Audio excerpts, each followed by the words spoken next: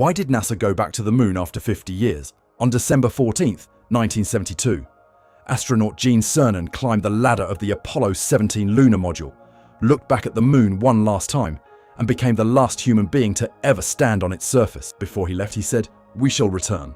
And then we didn't. For 52 years, the moon waited. So what happened? Why did the most ambitious program in human history just stop?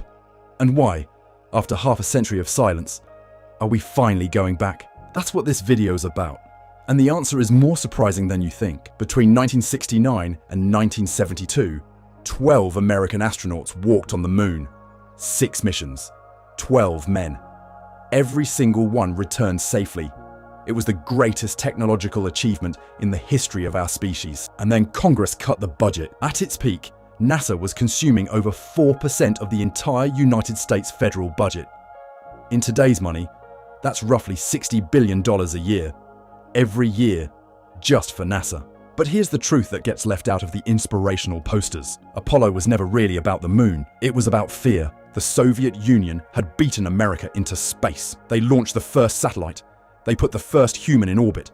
The United States was losing, and losing publicly, in front of the entire world. Kennedy's famous moon speech at Rice University in 1962 wasn't a scientific mission statement. It was a declaration of war, a geopolitical weapon. America needed to prove that democracy could outrun communism. And the moon was the finish line. Once America planted its flag, the race was over. Apollo 18, 19, and 20 were already planned. The rockets were built. The astronauts were trained. The hardware sat in warehouses.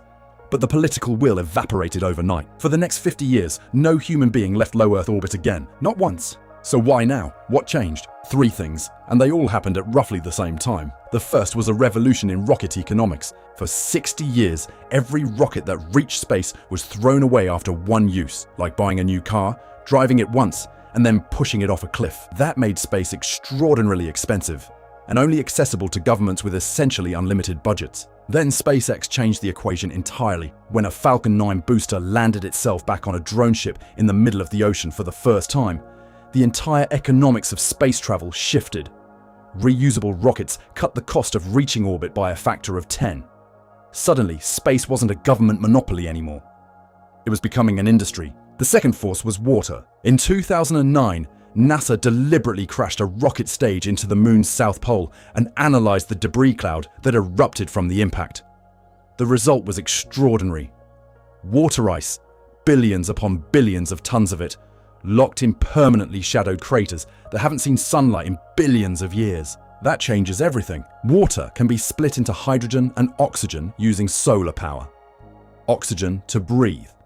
Hydrogen for rocket fuel. The moon didn't just become a destination anymore, it became a refueling station. The third force was China. In 2019, China landed a spacecraft on the far side of the moon. Something no nation had ever done. They followed it with more missions. They announced plans for a permanent lunar base. And for the first time since the 1960s, America felt that cold, familiar chill of competition. The space race was back. Put those 3 things together: cheap rockets, lunar water, and a new geopolitical rivalry. And returning to the moon stopped being a dream. It became a strategic necessity. In November 2022, for the first time in 50 years, a rocket powerful enough to reach the moon left the Earth. Artemis I uncrewed, flew around the moon, and returned safely. Every system performed. Every test passed. It was a quiet moment that most people barely noticed. But inside NASA, it was everything. Then came Artemis II. On April 1st, 2026, NASA's Space Launch System rocket lifted off from Kennedy Space Center in Florida. Aboard the Orion spacecraft, 4 astronauts: Commander Reed Wiseman, pilot Victor Glover, mission specialists Christina Koch and Jeremy Hansen. On April 6th, they flew around the moon. At 1:56 in the afternoon, Eastern Time, they broke the record.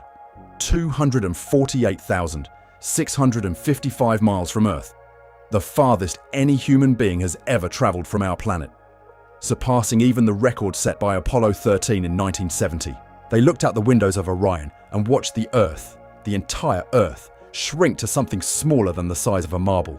On April 10th, they splashed down safely in the Pacific Ocean off the coast of San Diego. 10 days, 4 humans, further from home than anyone in history. And Artemis III, that's the landing. NASA's target is the lunar South Pole, the site of those water ice deposits. For the first time ever, astronauts will set foot on a part of the moon that Apollo never touched. But here is the part that almost nobody talks about. The moon is not the destination. The moon is the practice run. We're not just going back to visit. We're going there to stay, to build, and to harden the tech that will eventually put the first human footprints on Mars. If you're ready for the next frontier, subscribe and drop a comment. In the next video, we're breaking down NASA's 2040 Mars mission, the engineering impossible, and why we might get there sooner than you think. I'll see you there.